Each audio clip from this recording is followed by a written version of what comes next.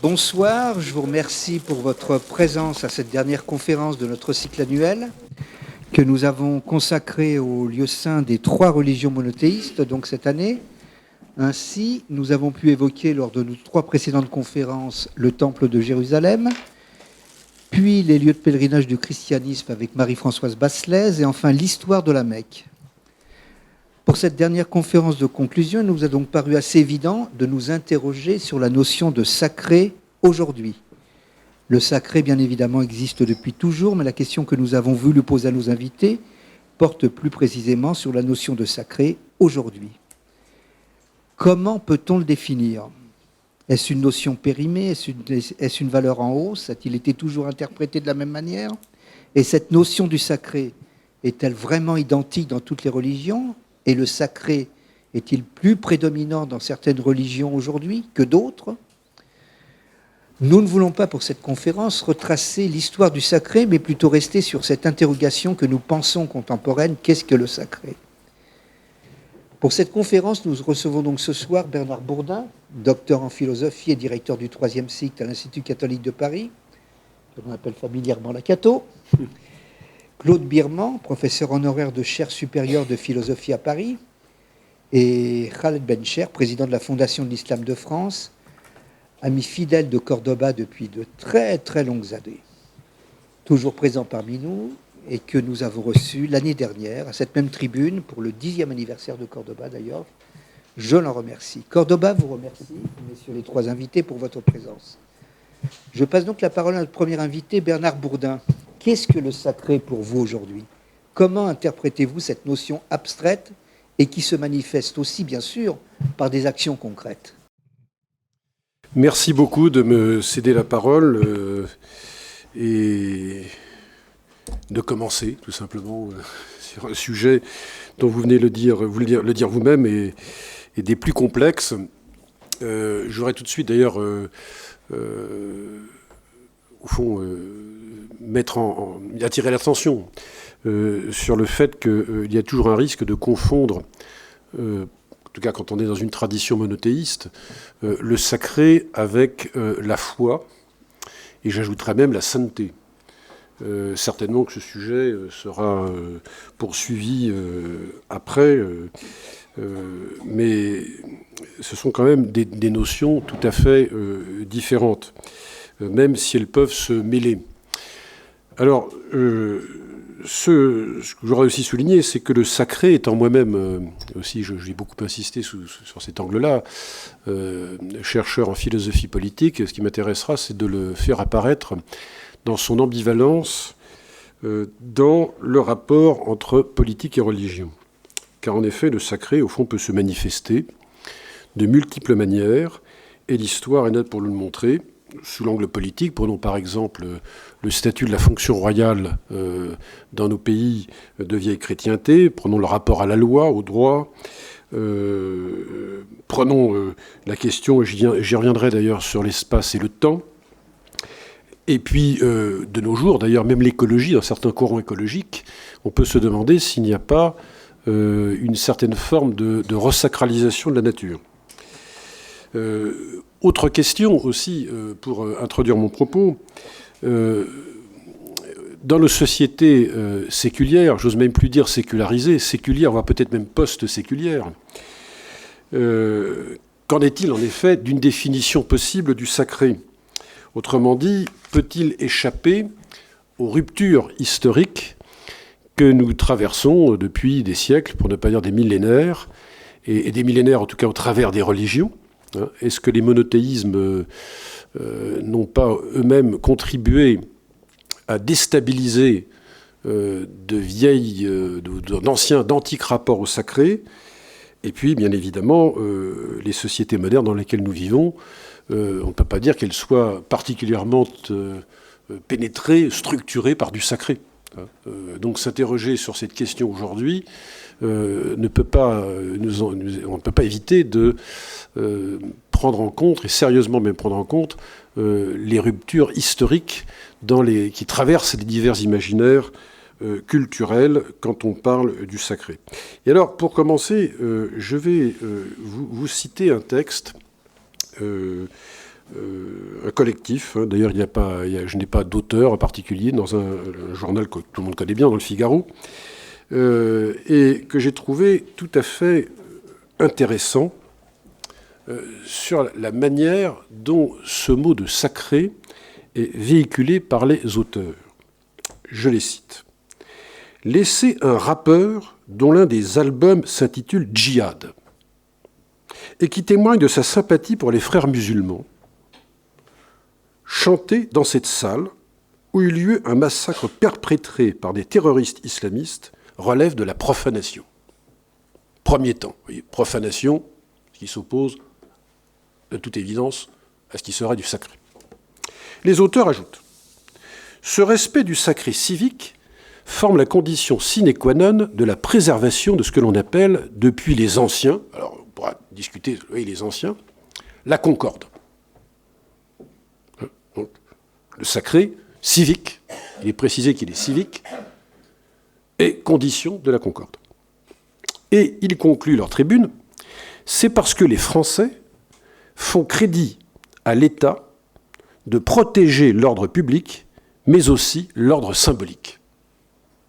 Et il y a beaucoup de termes que l'on peut ici, que l'on doit même résumer, restituer, profanation, sacré, ordre symbolique. Et référence aussi aux anciens qui indiquent donc, comme je l'ai annoncé tout à l'heure, la rupture avec les modernes. On le sait, pour les Romains, il y avait au fond un lien étroit, corrélatif, entre la religion, la religio, et le sacré. Et c'est ce qui permettait d'ailleurs à la société, effectivement, de tenir.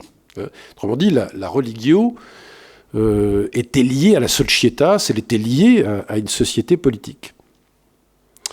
Et c'est un monde dans lequel nous ne sommes plus, et pourtant, ces auteurs en appellent à la défense d'un sacré civique qui aurait une fonction symbolique, symbolon en grec veut dire, au fond, ce qui unifie, hein, donc une concorde, et un sacré qui, au fond, devrait avoir, ou devrait être, une donnée immuable et indiscutable.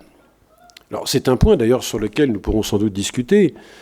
Comment invoquer du sacré et invoquer une donnée qui serait immuable, indiscutable, dans un monde, tout à l'heure monsieur le disait en introduction, où nous pratiquons par intérêt, par plaisir, par culture, je dirais, la raison critique.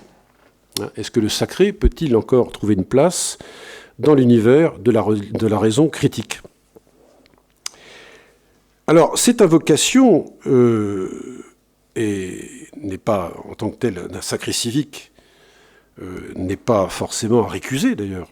Hein, mais elle pose la question de savoir quel en serait le contenu par lequel ce sacré pourrait neutraliser un autre sacré, celui avant tout religieux et qui, tout naturellement, si j'ose dire, est exclusif dans sa manifestation. Et d'où la violence qui peut éventuellement résulter. Et s'il en est ainsi, le sacré est, on le voit, polysémique dans sa définition. Il peut être aussi bien instituant, facteur de concorde, symbolisant des liens, comme il peut être destituant, pour tenter d'instituer un nouvel ordre, la violence pouvant en être considérée comme un recours qui sera même légitime de la part de ceux qui se commettent dans ces actes.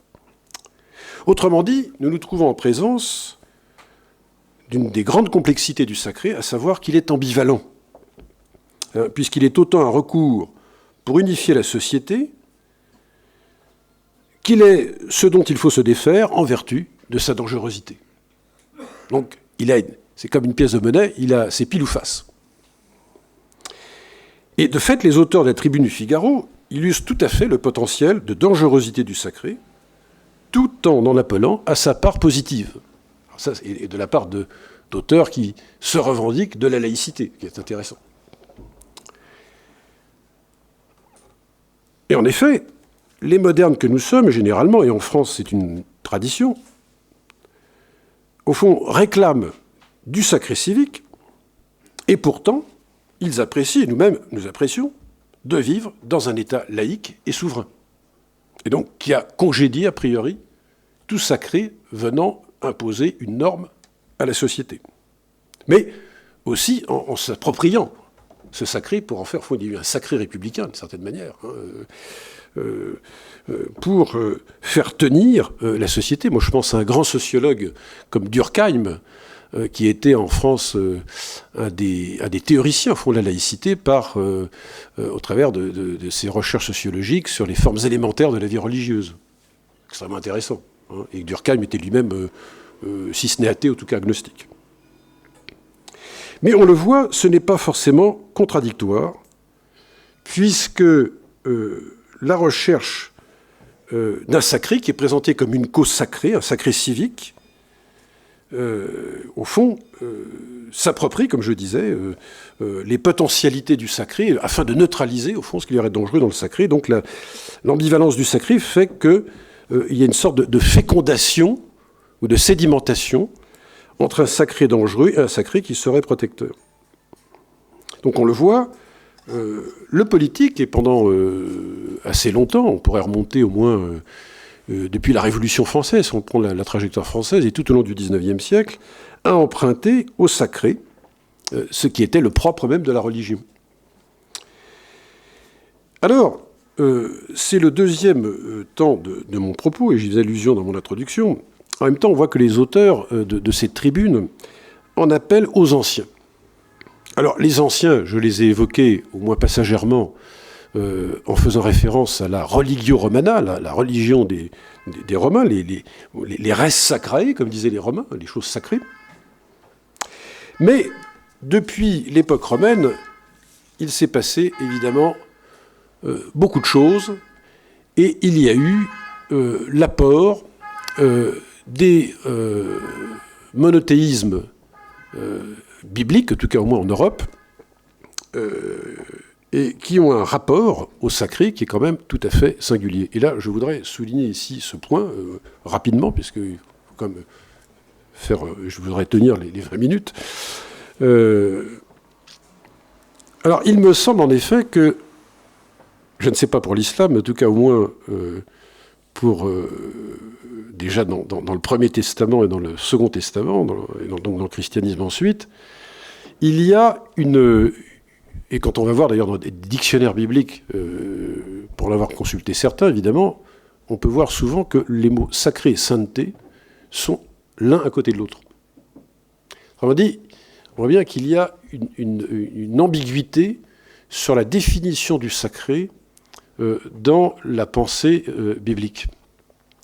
Et parce que le sacré se rapporte en fait beaucoup plus à la sainteté et à l'idée que c'est l'ordre créé par Dieu qui doit être sanctifié et que les hommes sont appelés à la sainteté. Et donc il y a un bouleversement, me semble-t-il, considérable dans le rapport au sacré et qui était introduit déjà au moins par les deux premiers monothéismes. Puisque ces deux religions sont d'abord des foi. Vous voyez, tout à l'heure, je faisais la distinction entre sacré et foi, et c'est très important. Ce sont d'abord des foi, une alliance entre Dieu et les hommes, un peuple, puis un peuple de convertis dans le cas du christianisme, par une révélation. Alors ça ne veut pas dire que le sacré a été congédié, mais ça signifie qu'il a été réapproprié dans une perspective de salut, création, révélation, rédemption. Et ça n'a pas été d'ailleurs sans conséquence pour ce qui est du christianisme, puisque nos sociétés européennes ont été quand même très, très marquées par les églises chrétiennes. Ça n'a pas été sans conséquence au plan politique. J'évoquais tout à l'heure les royautés chrétiennes. Il y a un signe tout à fait, à mon sens, significatif, c'est que le sacre du roi ne vise pas à diviniser sa personne. Les empereurs romains, au fur et à mesure de l'Empire, en tout cas, ont été divinisés. L'empereur était divus. Donc, il devenait une personne sacrée, il y avait même un culte. Jamais un roi chrétien a été l'objet d'un culte. Jamais. Et en fait, le sacre était un élément protecteur. C'est-à-dire que quand assassiner un roi revenait, au fond, à commettre, bien sûr, un régicide, mais c'était porter atteinte à une personne qui avait reçu une part de sacré. Mais dans l'économie chrétienne, du salut, c'est-à-dire qu'il n'était pas divinisé, sauf le Christ est vrai Dieu, vrai homme. Et donc la logique même de l'incarnation chrétienne change complètement le rapport homme-Dieu. Et donc aucune personne humaine peut être divinisée. Donc jamais un souverain chrétien pouvait être divinisé. Il bénéficiait d'un capital de sacré sans être pour autant divinisé. C'était au fond une protection. Ça n'était plus un homme ordinaire. Voilà ce que ça voulait dire. Donc, il y a, au fur et à mesure des siècles, dans le monde chrétien, un rapport au sacré qui est considérablement, qui est approprié, mais qui est considérablement, au fond, déstabilisé. C'est si vrai que, là, je m'en tiens à un exemple qui est dans le monde médiéval, mais si on prend le monde protestant, car le christianisme, c'est comme toutes les religions, il n'existe pas au singulier, il existe au pluriel.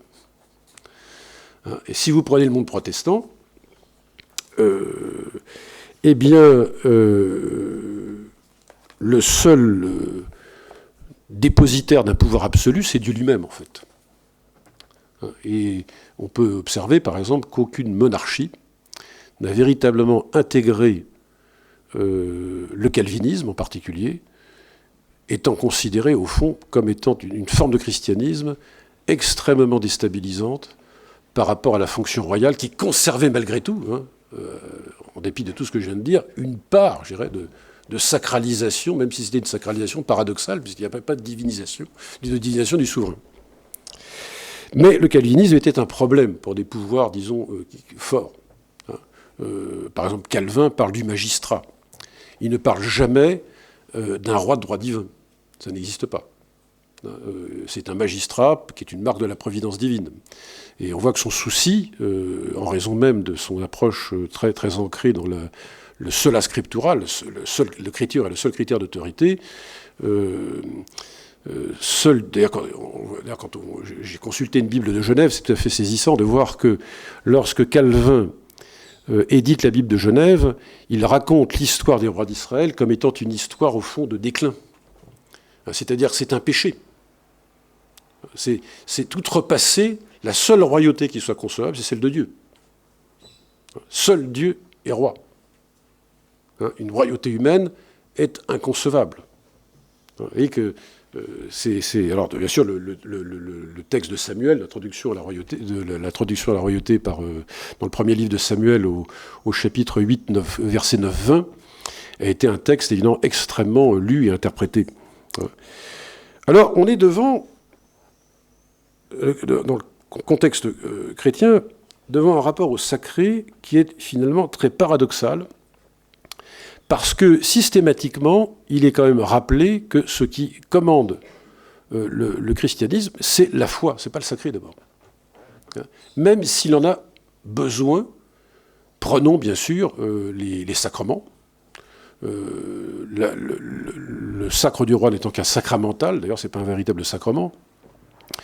Il y a un rapport donc ambivalent au sacré, car il y a toujours ce souci de rappeler que seul le Christ est véritablement vrai Dieu et vrai homme. Alors, tout ceci a conduit, le christianisme a été moteur, me semble-t-il, il a en quelque sorte créé les conditions, on peut dire, d'une certaine forme de sécularisation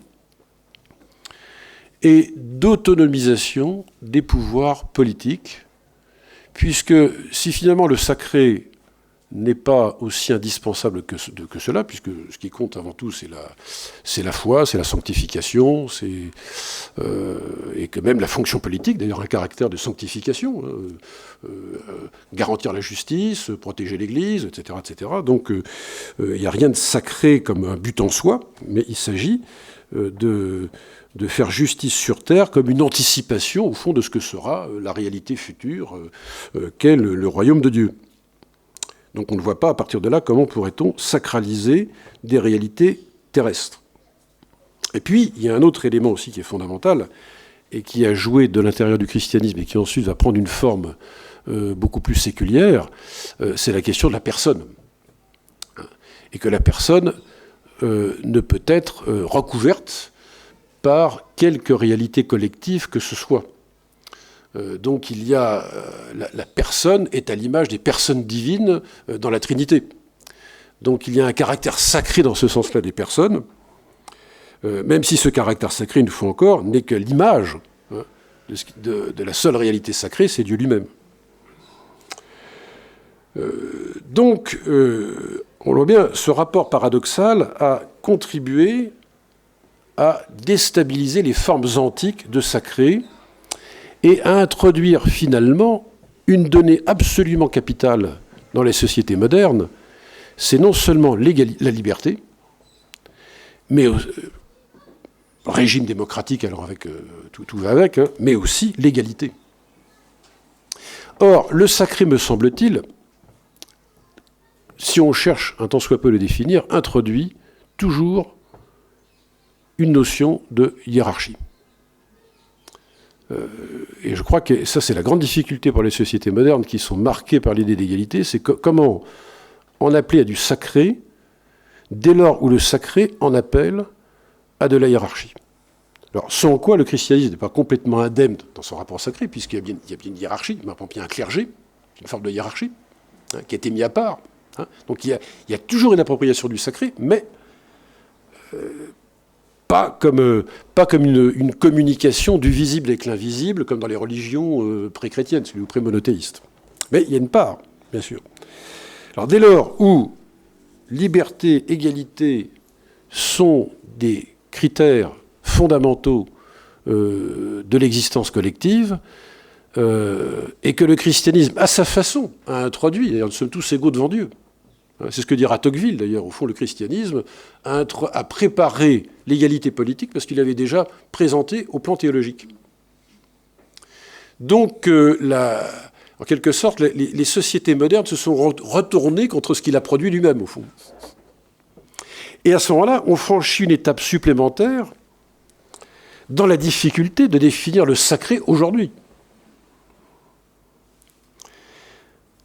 Alors, la difficulté est d'autant plus grande que nous vivons dans des sociétés où désormais, je crois qu'on le sent bien, l'individu est devenu le critère, le référentiel suprême, d'une certaine façon. D'où la difficulté, d'ailleurs, à construire un ordre collectif, symbolique, comme disent les auteurs de la tribune que je vous ai lu tout à l'heure, et dont le principe, le tout serait un principe de non-sommativité. Ça serait plus que la somme des individus, mais il y a un tout qui nous rassemblerait et qui aura un caractère de sacré civique, comme ils disent eux-mêmes. Cruel dilemme, car il y a à la fois une part de vérité, au fond, dans ce qui est évoqué par ces auteurs, et en même temps, une grande difficulté, puisque nos sociétés sont de plus en plus marquées par une pente individualisante qui rend extrêmement difficile la construction d'un lien collectif qui aurait une ambition de stabilité, d'immuabilité, et se reconnaissant dans des autorités qui auraient un caractère hiérarchique indiscutable. Alors, comment faire ? Alors, j'en viens à la troisième et dernière partie de mon propos, en espérant ne pas déborder, mais elle me paraît être fondamentale. Comment est-ce que j'apporte une esquisse, hein, je vous livre quelques pistes de réflexion. Comment pourrait-on reconsidérer cette question du sacré dans nos sociétés démocratiques, profondément marquées par l'esprit de liberté, d'égalité, mais liberté-égalité qui se retourne aussi contre ces démocraties, car dans démocratie, il y a peuple, il y a démos, il y a un commun, et pourtant, l'individu est devenu de plus en plus fondamental. Alors je vois, comme il ne me reste que 3 minutes, je vois il y a quand même quelques mots qui me paraissent essentiels à évoquer, puis on verra bien dans la discussion. Je vois le sacré, je vois une piste, c'est celle de la ritualité. Je pense que l'homme est un animal rituel. Nous fabriquons des rites. Nous avons besoin de rites. Et ceci pour structurer un espace-temps. Et je vois deux, alors il y a 3 institutions, dont 2 à caractère séculier. La première, c'est la justice. Quand vous interrogez des juges, enfin j'en ai rencontré pas mal, généralement il y a un espace de la justice et qui a sa ritualité. Et qui d'une certaine manière a une part de sacré. On ne peut pas dire la justice dans une salle comme celle-ci, aussi respectable soit-elle. Il y a un cadre symbolique, symbole. Idem pour l'école. C'est l'autre institution. Est-ce qu'une école doit être absolument ouverte, comme on dit aujourd'hui? Est-ce que l'enclos de l'école n'est pas un cadre initiatique et d'initiation de formation qui a sa part de ritualité et qui est aussi un espace-temps de l'existence? Et là, le sacré peut retrouver quelques droits et d'une manière infiniment plus opératoire que l'invocation incantatoire, d'ailleurs de valeurs qui sont très abstraites. Droit de l'homme, etc., fraternité, égalité, tout ça est très bien, mais ce sont des mots. Le sacré a toujours une épaisseur beaucoup plus charnelle. Et puis enfin, dans le cadre, et je conclurai sur ce point, dans le cadre de nos sociétés où il y a séparation entre l'État et les religions, il est un fait que les religions n'ont pas perdu leur rôle, leur fonction sociale. La liturgie reste un cadre absolument fondamental où il y a, même si c'est pour célébrer la foi d'abord et avant tout, c'est quand même un cadre qui nous fait sortir, c'est une sorte d'enclos en quelque sorte, mais qui n'est pas une fin en soi, hein, mais un cadre à l'intérieur duquel nous passons du temps chronologique à un temps qui est une certaine forme d'introduction de l'éternité dans le temps. C'est le paradoxe de la liturgie. Ce qui est frappant, par exemple, c'est quand vous voyez, en tout cas moi je le vois dans les liturgies, dans la liturgie catholique, vous voyez des gens qui arrivent, ils ont encore leur portable qui sonne. Alors ils ne savent pas l'éteindre. C'est-à-dire qu'on a du mal à se défaire du temps chronologique pour entrer dans un espace-temps qui n'est plus celui-ci. Ça, c'est tout à fait symptomatique d'un véritable problème, hein, un espace-temps qui nous appelle à vivre tout à fait autre chose comme rapport à la temporalité qui n'est plus chronologique. Voilà, je dirais simplement aussi que le sacré permet certainement une affectio societatis, c'est-à-dire qu'une société n'est pas fondée sur la seule raison. Et alors, je meurs d'envie de vous citer quand même une expérience, et je vous promets que je m'arrête là. Parce que j'ai trouvé ça hautement symptomatique de quelque chose, comme des paradoxes du sacré. L'année dernière, j'y vais chaque année, mais ces dernières années, je l'ai vécu, j'étais à Moscou. Et il me prend l'envie d'aller visiter le mausolée Lénine. J'arrive, réflexe de l'individu moderne, je sors mon smartphone et je vais prendre une photo. Et le soldat qui était là me dit, mais non, interdit. Bon, je le range. Je rentre à l'intérieur du mausolée et j'avais un chamka sur la tête. On me dit, il faut le retirer. Ah bon, je le retire et il tombe par terre. Un monsieur me le ramasse, je regarde, je lui dis, merci. Et il y avait un autre soldat qui me regarde. Eh bien ça, c'est extraordinaire. Le fondateur du régime soviétique athée, quand vous allez le voir, c'est auréolé de sacré. Bien plus que quand vous allez voir, vous allez rue du Bac, voir Saint-Vincent-de-Paul, il y a bien moins de sacré que vous allez rendre visite à Lénine. C'est absolument impressionnant. Mais ça veut dire aussi une chose, c'est que le sacré, en tant que tel, n'a rien à voir avec la foi, on le voit bien. C'est pas un problème de foi. C'est du sacré. Il y a un espace et il y a un temps particulier. Même pour Lénine. Merci. Merci, Monsieur Bernard Bourdin, pour votre intervention. Nous avons bien sûr noté quelques points qui ont retenu notre attention. Distinguer le sacré de la foi. Et la dernière anecdote que vous avez racontée dénote aussi l'importance du cadre et du rite, qui n'a rien de religieux d'ailleurs, concernant votre anecdote avec Lénine. Et une question intéressante que j'ai notée, notamment, existe-t-il un sacré républicain ? Alors je ne sais pas si on peut apporter une réponse, mais en tous les cas, ça n'est pas facile. Si oui, surtout, comment le définir ? Donc je vous remercie pour votre intervention et je passe donc la parole au professeur Claude Birman. Merci. Voilà. Voilà, alors, effectivement, j'avais demandé, je remercie Bernard, lui demandé, parce que l'habitude, c'est de procéder chronologiquement. Vous voyez, comme on sait bien, donc normalement, les juifs, c'est les vieux, hein, et puis après les chrétiens, et après les musulmans. Voilà. Et déjà, Bernard a accepté gentiment de modifier l'ordre. D'ailleurs, je prends acte du fait que tu as bien dit Premier et Second Testament, oui. Ce qui est la formule proposée par Vatican II, oui. Pour rétablir, une fraternité entre juifs et chrétiens. Rarement respectée d'ailleurs. Mais c'est pour ça que j'en parle. Voilà, tout le monde n'est pas encore au courant. Enfin, on a attendu 2000 ans, on peut bien attendre un peu plus. Voilà. 50, voilà. Voilà. Alors, bon, effectivement, comme l'a dit aussi, c'est bien parce qu'il a tout dit, j'ai plus qu'à répéter. Donc, le sujet est gigantesque, et bien il faut arriver à faire quelque chose d'étroit. Et puis ça remonte aux hindous et tout, le sacré. Bon, voilà. Et donc, je crois avoir réussi à ramener ça à une petite déduction. Pour cela, déjà, selon la méthode biblique, ou même juive, si vous voulez, si on parle d'une notion ou d'un mot, j'ai souvent eu à dire ça pour Dieu, par exemple, quand on me dit « est-ce que vous croyez en Dieu ? Est-ce que Dieu existe ?» etc. Je demande « dans quelle phrase ?» Puisque les mots n'ont de sens que dans un contexte. Alors, ça, c'est la tradition, justement, des religions du livre. Si on commence à s'envoler et avoir un rapport à Dieu qui ne passe pas par un mot écrit, on est dans l'idolâtrie. On n'est pas obligé de croire. Donc, moi, j'ai cherché une entrée sur cette notion.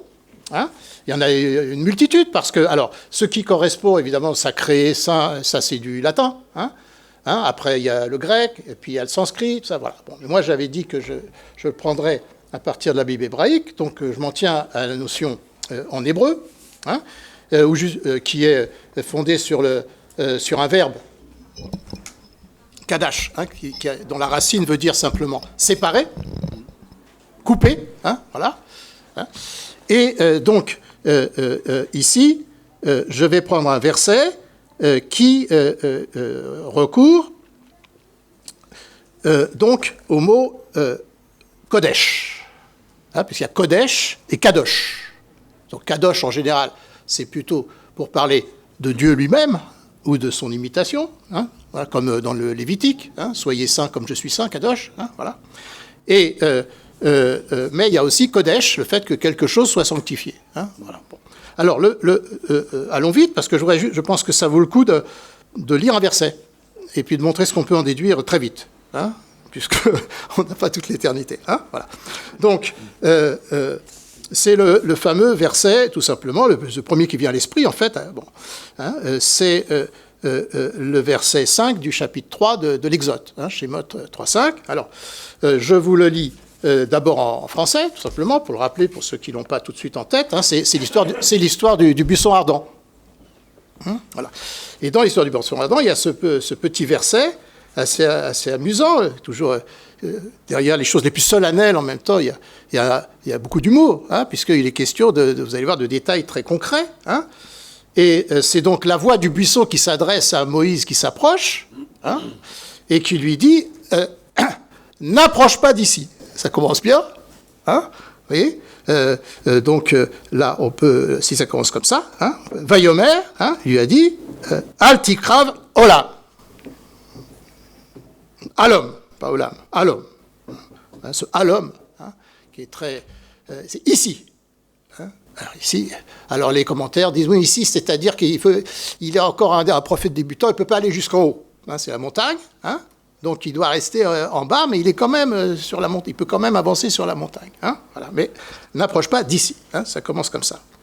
Et après, il y a ce passage à la fois, je dis prosaïque et très profond, qui dit enlève les sandales de tes pieds. Donc, tout le monde est d'accord sur le mot sandale. Voilà. Enlève ça. Voilà. Enlève les sandales de tes pieds car. Alors c'est là où ça devient très, très intense. Et en gros, tu ne sais pas où tu as mis les pieds. Vous voyez, on est dans une situation dont la gravité augmente. C'est parce qu'il lui dit ça, que s'il lui dit n'approche pas, c'est que l'autre approchait. Vous voyez, il n'avait pas tout compris. Voilà. Bon. Et donc il lui fait la leçon, qui à Makom, le lieu, Asher Ata Omed Alav, sur lequel tu es là, tu te tiens debout, voilà. Agdmat Kodesh ou. Alors, il y en a qui traduisent une terre, mais en fait, ce n'est pas une terre, c'est Adama, c'est un sol. Terre, ça serait, on va voir, ça serait compliqué. C'est un sol. Un sol, Kodesh. Et où alors, on traduit, l'endroit sur lequel tu te tiens est un sol saint. Sauf que Rachi fait remarquer que où se renvoie à Makom. Donc, de l'endroit sur lequel tu te tiens, est un sol saint, lui, l'endroit, Makom. Voilà. Bon, voilà, ça c'est le verset. Ce verset est susceptible de développement infini, mais je vais essayer de me limiter, parce que, d'une certaine manière, c'est le verset, avant déjà la voix du buisson appelle Moïse, mais enfin, c'est là qu'il s'adresse à lui. Et donc, d'une certaine manière, toute la suite est contenue dans cette adresse. D'une part, ne t'approche pas, c'est-à-dire ce qu'a rappelé Bernard, la distance, le sacré ou le saint, justement, en hébreu, il n'y a pas deux mots. Vous voyez, déjà, on se débarrasse de ça, parce que si vous voulez, alors Lévinas dirait que d'emblée, on est dans le saint, puisqu'il s'agit de la Bible. Voilà, bon. Puisque le sacré, quelle est la différence? C'est très simple, c'est que, parce qu'il faut le dire quand même, j'ai passé des heures à essayer de... C'est énorme, mais enfin, en gros, on peut simplifier. Le sacré au sens mythique, c'est quand ce qui est mis à distance et révéré n'a pas une signification morale. C'est tout. Donc on peut sacraliser n'importe quoi. Par exemple, je lisais cet après-midi que les Romains considéraient comme sacré un arbre frappé par la foudre. Parce que si Jupiter a frappé un arbre, il a montré sa puissance, et donc on ne peut plus y toucher. Et donc il y avait comme ça un lieu sacré sur le forum où ils avaient une petite balustrade autour pour que les gens ne touchent pas. Ils continuaient à faire leurs affaires, il y avait les commerçants et tout. Mais là, il y avait à quoi on ne touche pas. C'est sacré parce que c'est la puissance de Dieu qui s'est manifestée, parce que c'est inhumain. Voilà. Bon. Alors que, si vous voulez, la subversion, on peut dire que l'ensemble de l'entreprise biblique, et donc des religions monothéistes, est une subversion du sacré mythique. Et la subversion, ce n'est pas seulement de dire c'est pas beau, c'est vilain, ça n'a pas de sens, c'est irrationnel, c'est méchant, c'est de dire que, ce qui est sacré, c'est pas ce que vous pensez, c'est ce que nous, on appelle sacré. Voilà. Et nous, alors, voilà. Donc le Dieu d'Israël s'adresse à Moïse, et il dit, voilà, cette terre est sacrée, ou sainte, ça revient au même, et enlève tes chaussures. Voilà. Alors enlève tes chaussures, pourquoi? Alors, voilà, parce qu'il s'agit... c'est symbolique, bien sûr. Il s'agit qu'il n'y ait rien entre le pied et le sol. Le sol qui est sanctifié puisque Dieu s'y trouve. Voilà, de manière à s'enraciner dans ce sol.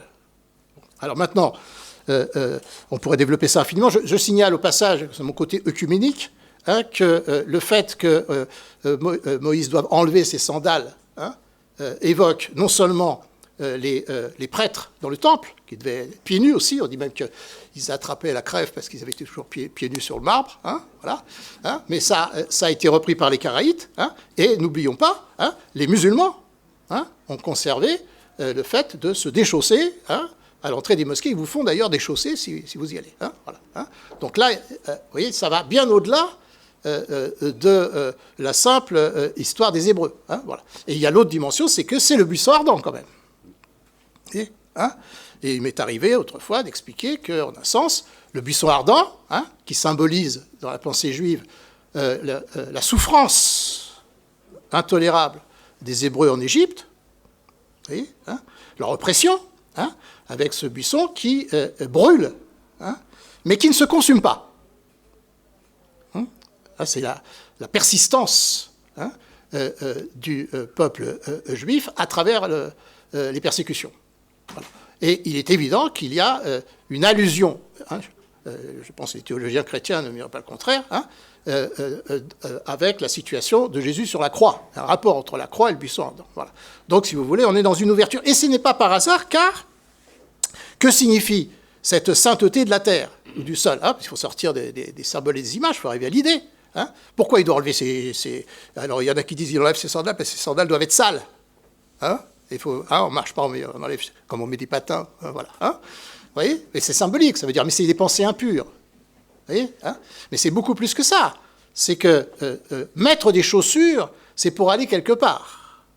Vous voyez, on met des chaussures de montagne pour aller en montagne, on met des sandales pour aller à la plage ou dans le désert. Vous voyez, c'est-à-dire que la chaussure, c'est le choix d'un chemin particulier.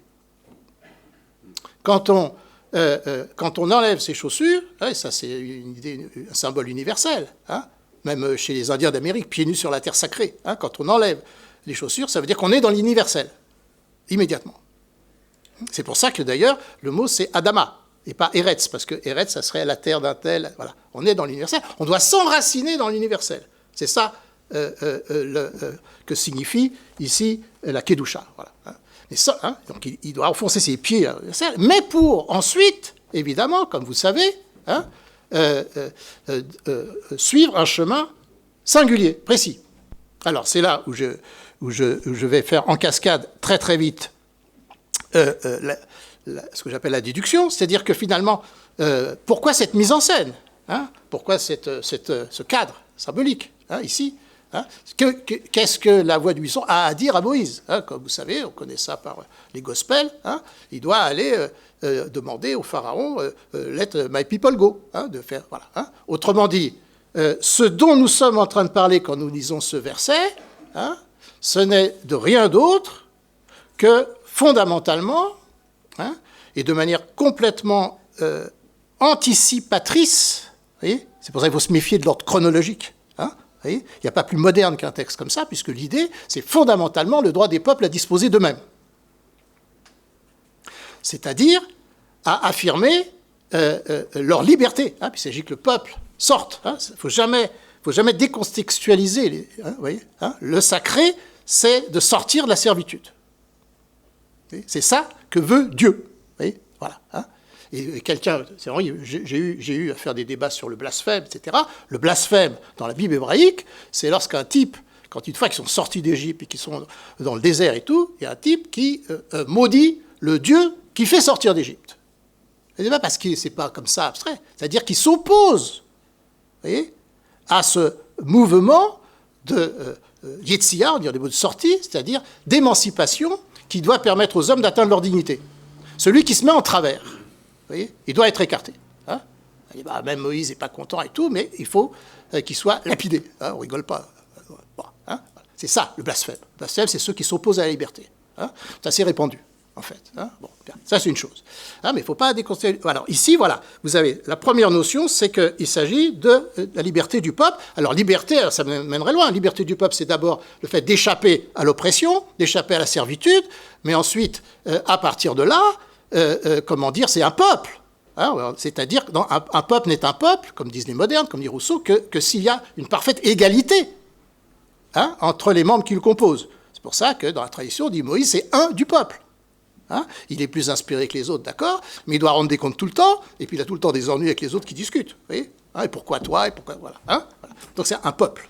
Il faut qu'ils soient tous unis, mais en même temps qu'ils soient dans une continuelle, comment on appelle ça, conflictualité permanente. Alors ils ont pris l'habitude, comme vous savez, dans le désert, là, dans le récit, et de ce point de vue-là, les Juifs ont été très fidèles. Comme on dit, même encore aujourd'hui, vous en avez 2 et vous avez 3 partis. Ça, c'est un peuple. C'est-à-dire, finalement, il faut que les gens soient en conflit tout le temps. Mais c'est une conflictualité chaleureuse. Vous voyez, sans violence, par exemple.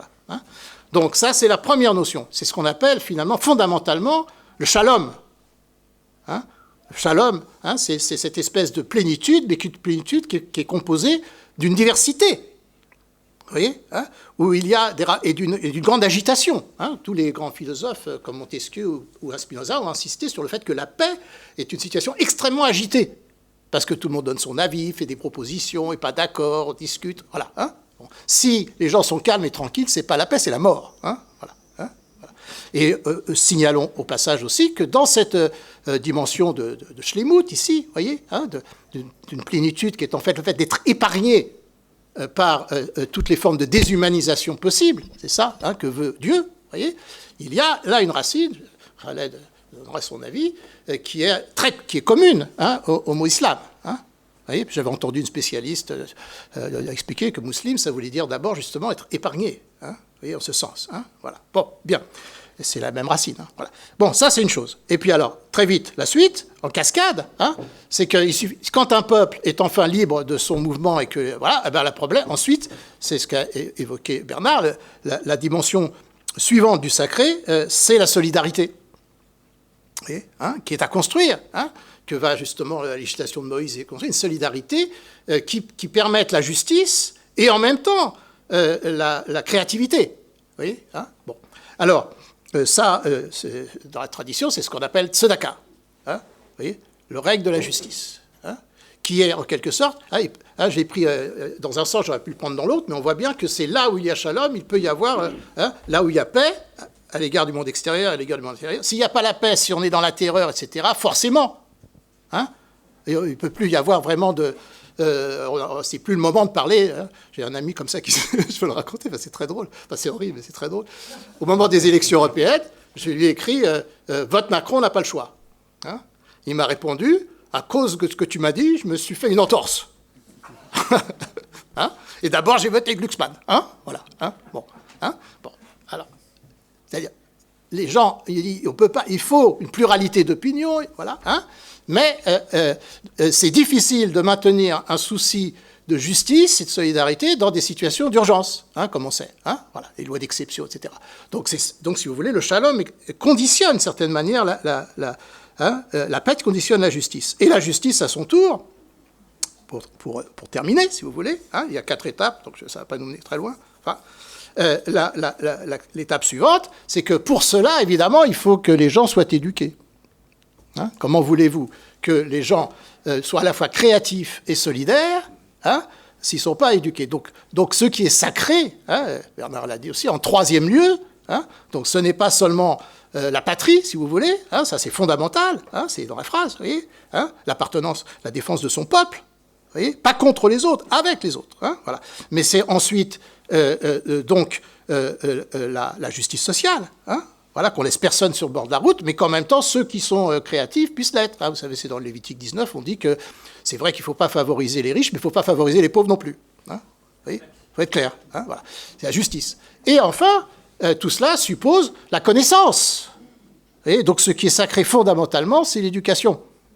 Et nous avons tous beaucoup de chemin à faire et à faire encore. Voilà. C'est ça le sacré.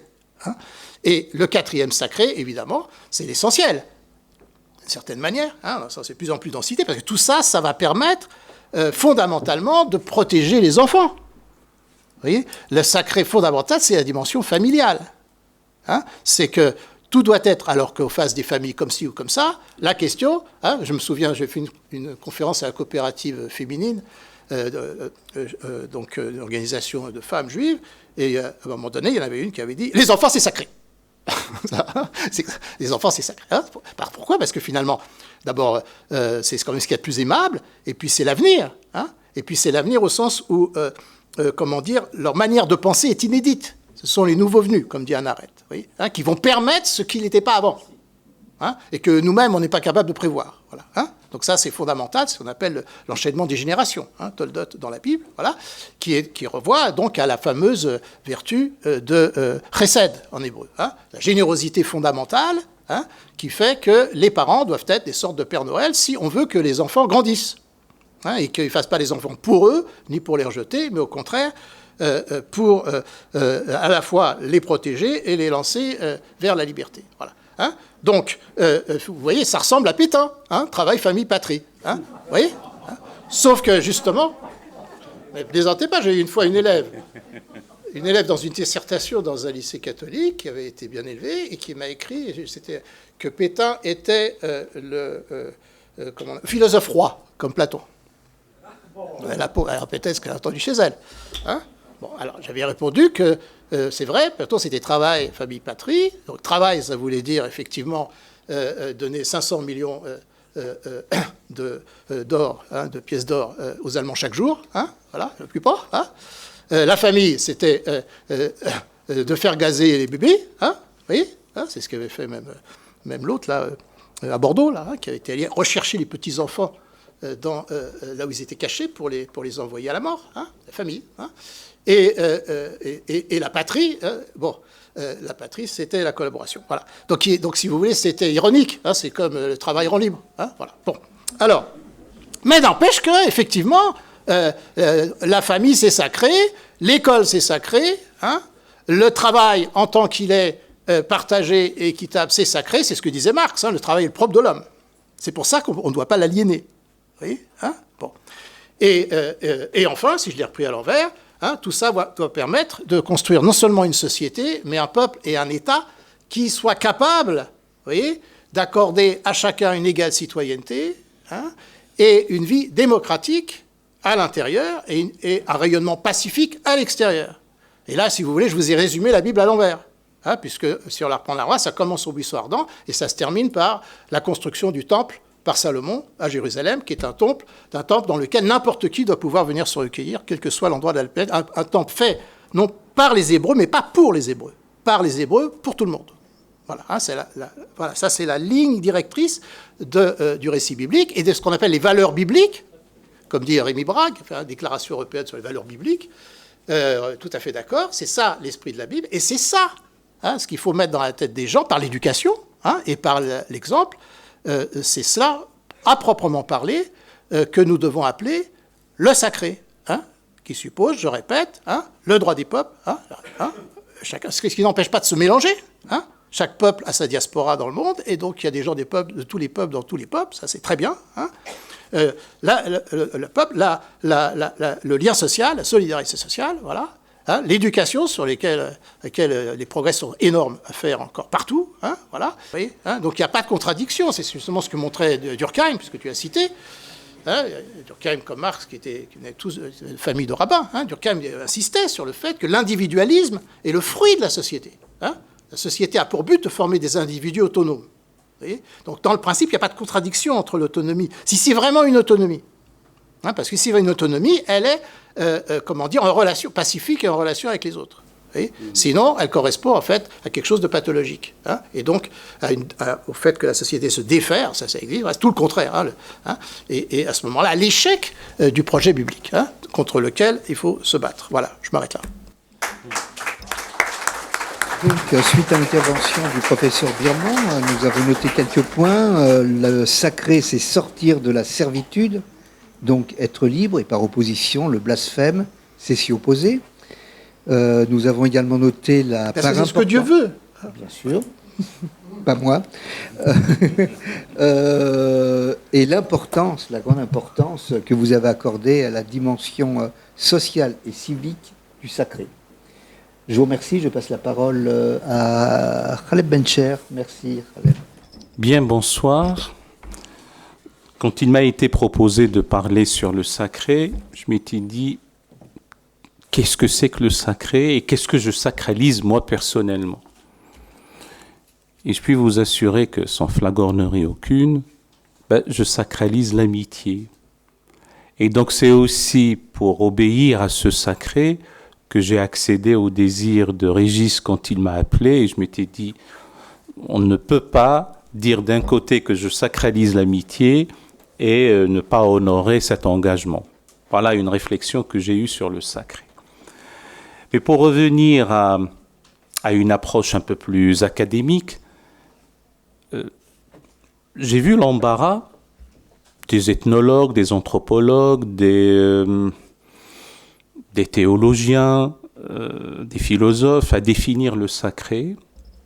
Et j'ai constaté qu'il y a une réelle difficulté métaphysique à donner l'essence du sacré. Et puis on n'en a pas trouvé. Jusqu'à présent, on n'en a pas trouvé. On parle de comment l'approcher, quels sont les rites qui font que par circonvolution, j'ai envie de dire, presque par allégorie, on s'en rapproche. Et quand on n'arrive pas à définir quelque chose, on essaie de le définir parce qu'il n'est pas.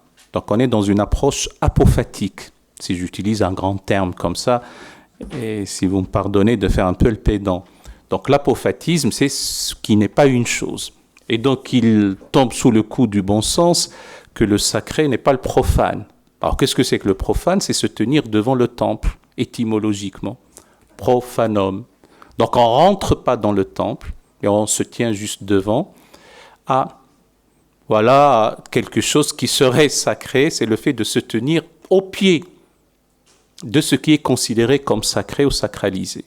Et donc ceci renvoie à la définition de Roger Caillois dans son ouvrage « L'homme et le sacré », et qui est « on considère quelque chose ou une idée ou un concept ou de sacré, c'est lorsqu'on n'ose pas s'en approcher sans subir une fulgurance. »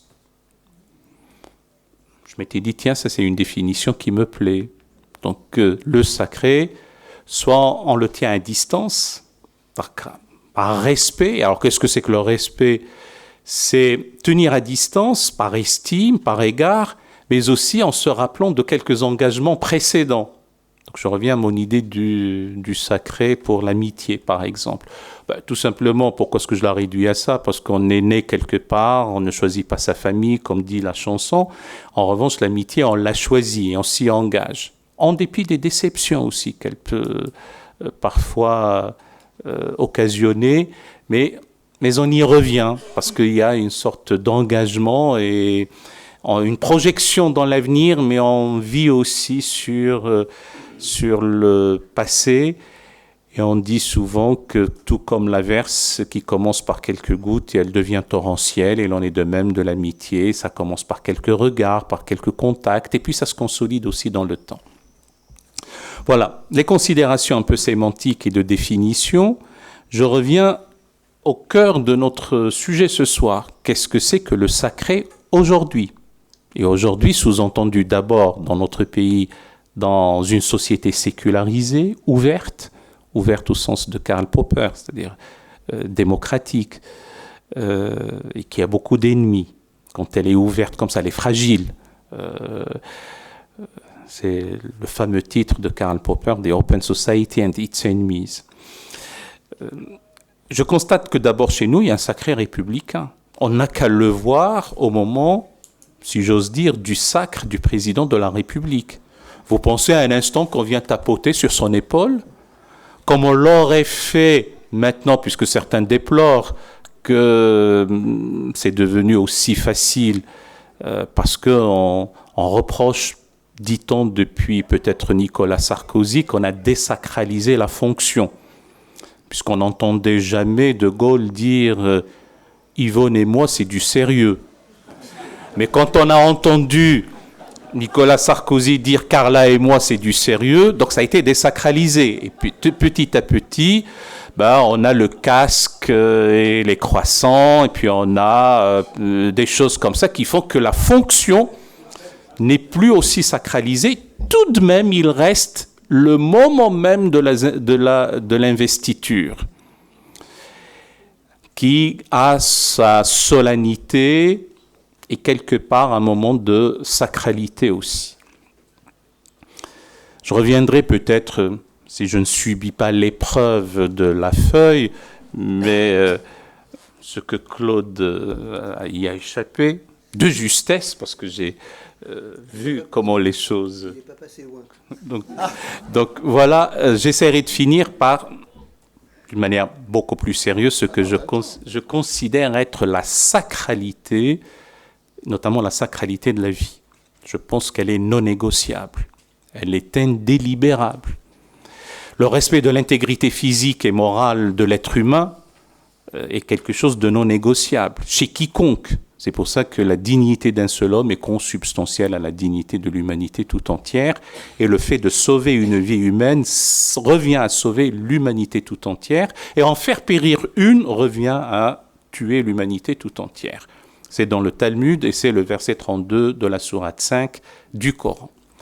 Entre les considérations de départ, essayer de répondre à qu'est-ce qui est sacré aujourd'hui dans notre pays, et j'essaierai de voir un peu partout, de par le monde, et puis ce que je considère être pour moi le sacré du sacré, en quelque sorte, donc le respect absolu, scrupuleux de la dignité humaine, a commencé aussi par la conscience inviolable, donc sacrée, dans l'intimité de la conscience. On ne va pas imposer à chacun, à quelqu'un, ce qu'il n'a pas envie. J'aime toujours ce vieil adage, je le répète à l'envi, de celui à qui on a dit « Alors, tu aimes ta mère ou ta belle-mère ?» Il a dit « Ma belle-mère, évidemment, mais ce qu'il y a dans mon cœur restera dans mon cœur. » Donc on ne peut pas entrer par effraction dans l'intimité de la conscience et dans le sentiment de chacun, du temple intérieur, comme disent certains, celui du cœur. Alors, qu'est-ce que je constate si je devais donner une coloration confessionnelle à mon propos du point de vue islamique?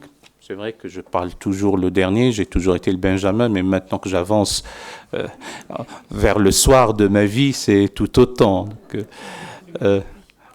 Oui, aller en fin d'après-midi, au crépuscule peut-être. Et il se trouve que je constate, étonnamment, que dans les contextes islamiques, et peut-être même dans notre pays, mais pour la frange islamique de la nation, on commence à être saturé de sacré. Et le sacré devient obèse, de plus en plus gros, et donc il prend de la place, ça étouffe, et on considère tout est sacré.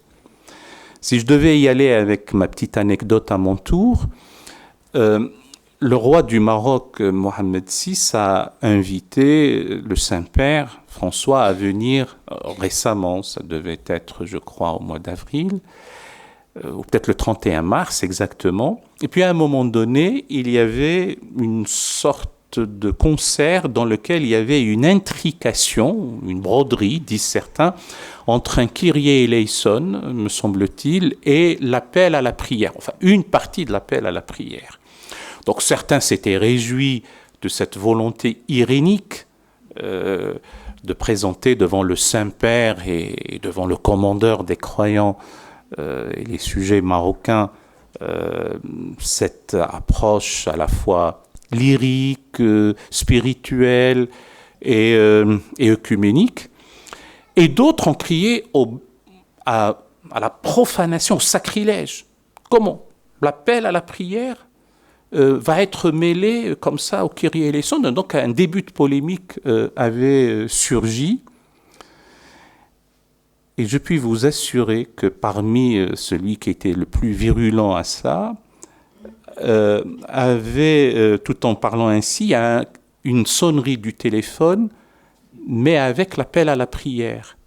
Et j'avais dit, et vous pensez que ça, ce n'est pas une profanation de ce que vous considérez être quelque chose de sacré, parce que cet appel à la prière peut venir à supposer que ce soit le cas, parce que ce n'est qu'un appel à la prière en réalité, mais à supposer que ça soit sacralisé, eh bien le fait de l'avoir considéré comme un support, comme une sonnerie de téléphone, vous vous insurgez sur quelque chose qui allait d'un bon sentiment, d'un moment de grâce, de beauté et de spiritualité, et vous le profanez. Donc ce sont les approches qui diffèrent d'une même chose. On peut la considérer comme sacrée, comme on peut la considérer comme profane.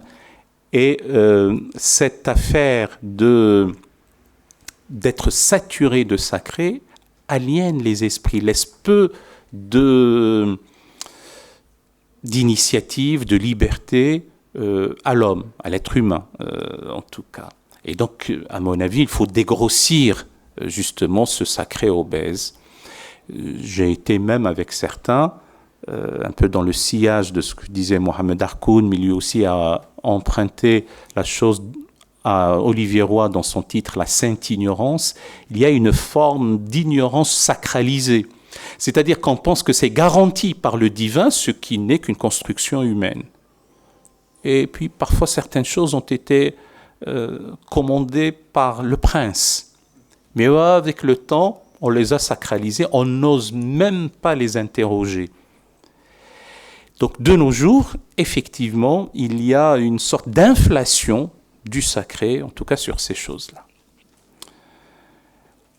D'une manière classique et dans la version standard, tout en distinguant le sacré du saint ou de la sainteté, voire du haram, le terme arabe haram, qui a une notion de sacré, d'interdit, d'inviolable, de sanctus, sanctuaire, et d'illicite. La notion de l'illicite, de l'interdit, de l'impur, certes, est une notion présente dans le corpus coranique. Je ne suis pas pour les approches quantifiées ou quantitatives, mais on parle de 82, 83 occurrences par rapport à cela, alors que c'est très parcimonieux en ce qui concerne le saint ou la sainteté. Le saint par excellence est Dieu, et puis il y a la vallée sacrée considérée comme sainte, et c'est pour ça que Moïse devait enlever ses sandales. On retrouve le même passage, versets de 11 à 14 de la sourate 20, une sourate étant un chapitre sans être véritablement un chapitre, parce que l'endroit est considéré comme sacré. Il y a l'oratoire consacré dans le verset « Gloire à celui qui de nuit fit transporter son adorateur serviteur de l'oratoire consacré vers la mosquée éloignée, l'oratoire éloigné, allusion faite à la fois à la Kaaba, à la Mecque et puis à Jérusalem. Et puis, très peu de choses concernant la sainteté. Et c'est étonnant, parce que Jérusalem s'appelle la demeure de la sainteté, voire la sainte par excellence, quand on dit Al-Quds. Alors, qu'est-ce qui reste sacré ? D'abord, le temple de Dieu, la demeure de Dieu, la maison de Dieu, cubique, sous forme cubique, vêtue de noir. Et le parvis tout autour. Donc c'est un endroit sacré et on ne peut pas y aller n'importe comment. Quand on y va, on est en état de sacralité soi-même. Donc on s'habille d'une certaine façon, on fait des ablutions qui marquent le passage d'un temps dit profane à un temps consacré ou dit sacré. Et parfois, les coordonnées spatiales avec la coordonnée temporelle se conjuguent et on est dans un espace-temps, donc un univers tout aussi consacré. Par exemple, quand les derniers jours du mois de Ramadan, qui sont considérés comme les meilleures nuits par rapport à l'ensemble de la lunaison, pour la simple raison que s'y trouve la fameuse nuit dite du destin, de la mesure, de la contenance, parce que la définition n'est pas tout à fait appropriée, on ne peut pas dire uniquement nuit du destin, et donc ces derniers jours, si en plus pour le jeûneur, pour le musulman et la musulmane, veut les passer auprès de Dieu, enfin le plus proche de Dieu devant sa demeure, donc on est dans un temps sacré et dans un endroit sacré aussi. Il m'a été donné de vivre ces moments-là comme adulte parce que j'y étais garçonné. Ma mère m'y avait accompagné, mais je n'avais que des souvenirs très vagues et très flous. Et donc j'ai eu l'occasion d'y retourner plus tard, conscient, à l'âge adulte. Donc voilà globalement les considérations de la sacralité en contexte islamique ou selon la vision théologique islamique, et aussi le temps de prière.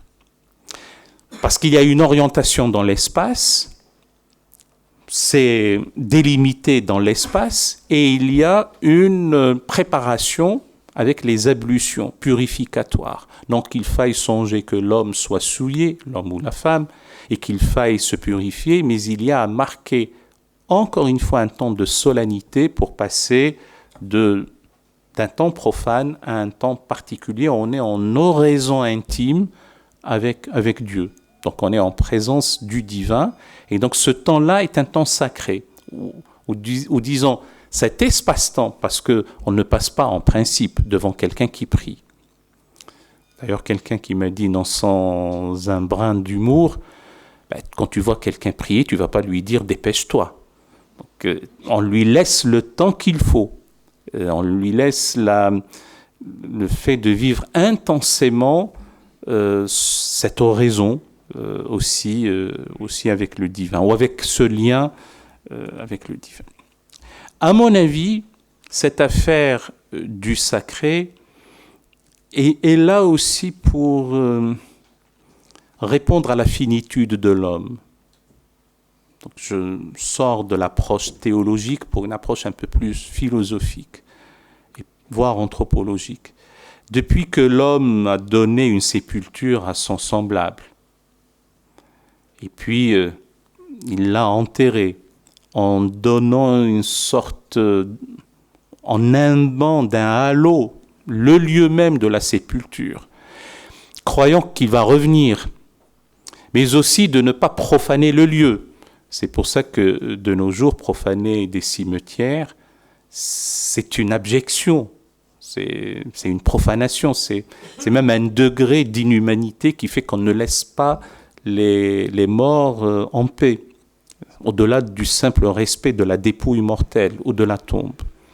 Donc depuis cette affaire de sépulture, il y avait peut-être une volonté aussi d'apaiser ou d'adoucir le courroux, plus tard on dira le courroux divin, et après on passera plutôt à la miséricorde, mais les cataclysmes, le courroux de la nature. Et donc on passe par la période de la totémisation. Alors, on a le totem, on a ce qui est tabou, et on a ce qui relève du sacré.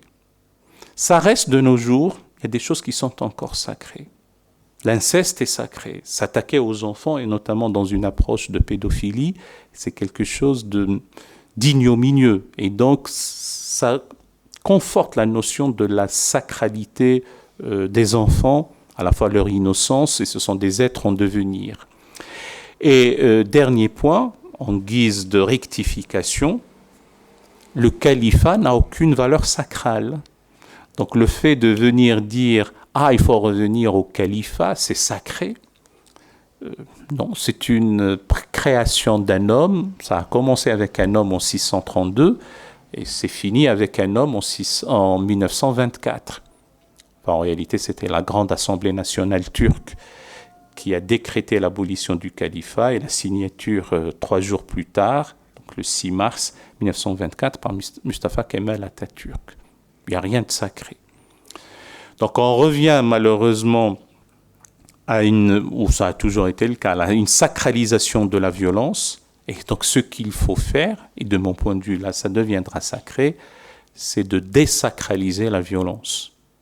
On ne peut pas accepter qu'au XXIe siècle, après en avoir mangé 2 décades, ou presque, qu'on puisse croire qu'il y ait une quelconque efficacité à la violence et de surcroît qu'elle puisse être commanditée par la transcendance. Voilà globalement les idées que je vous donne comme ça à propos du sacré en contexte islamique, du sacré de nos jours tel que je le perçois et notamment au sein de la République, et puis le sacré d'une manière générale au XXIe siècle tel que nous le vivons maintenant. Peut-être en essayant de sortir d'une économie dite de surabondance et d'essayer de revenir à l'économie de subsistance. Peut-être trouver un juste moyen entre ces deux extrémas. C'est possible aussi, mais en tout cas, la question du sacré donne plus d'ouverture, de questionnement que des réponses péremptoires et apodictiques. C'est comme ça, on ne peut plus en parler, c'est sacré. Ça, c'est pour mettre fin à la discussion, alors qu'il faut que le sacré puisse donner la possibilité à l'ouvrir.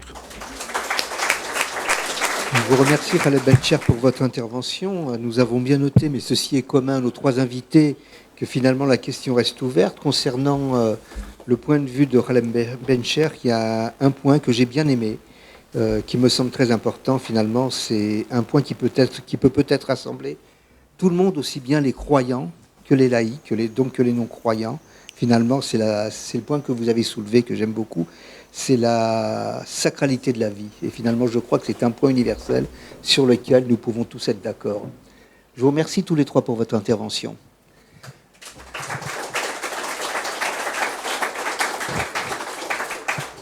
Eh bien, comme d'habitude, pour chaque conférence Cordoba, nous allons nous prêter au jeu des questions et réponses. Donc, le micro est là. Si vous voulez bien lever la main, nous allons faire circuler le micro,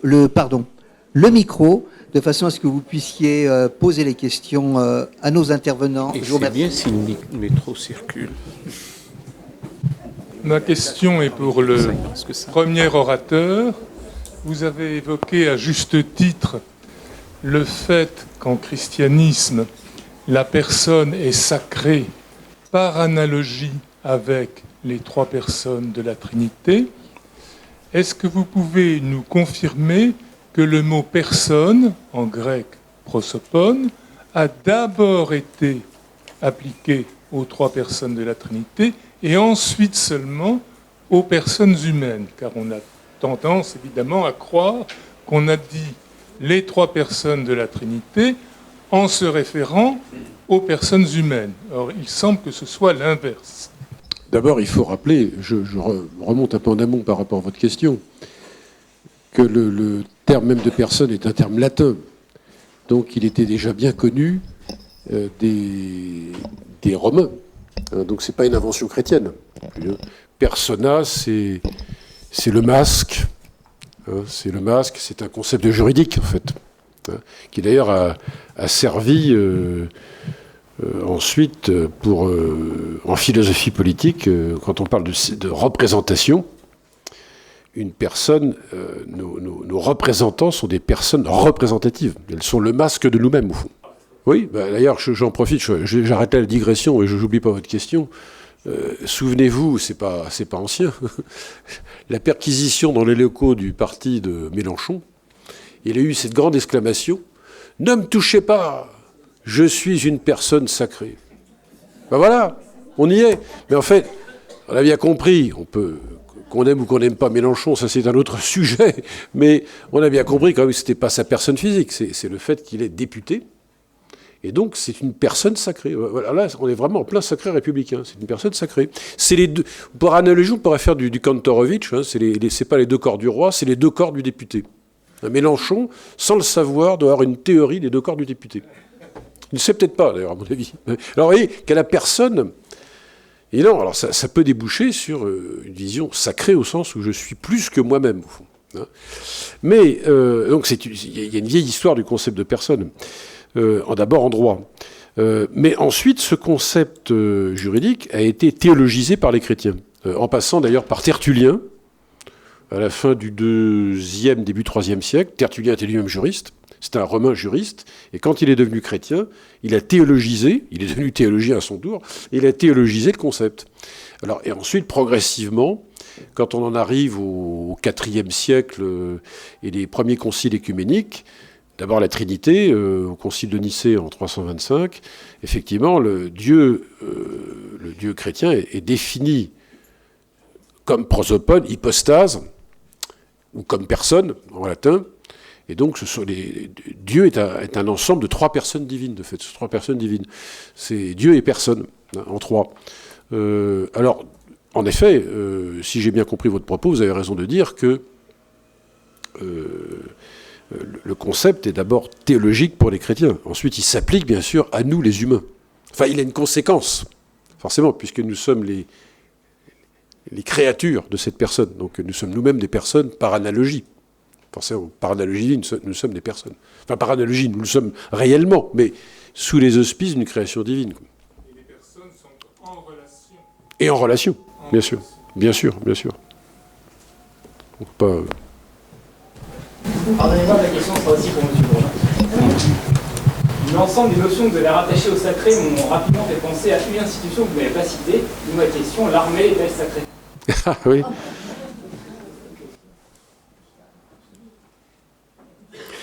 Vous me faites penser à un texte de Freud dans Psychologie de la foule. Il a un chapitre sur l'armée et l'Église, bien sûr, aussi. Je ne dirais pas que l'armée est sacrée en tant qu'institution. C'est une position, il faut y réfléchir. Hein. Je ne suis pas absolu dans ma réponse. En revanche, elle a peut-être, et c'est peut-être cela que vous voulez induire, vous me le direz si vous le voulez, s'il y a une sacralité de l'armée, c'est au sens où le militaire est celui qui va se sacrifier pour la patrie.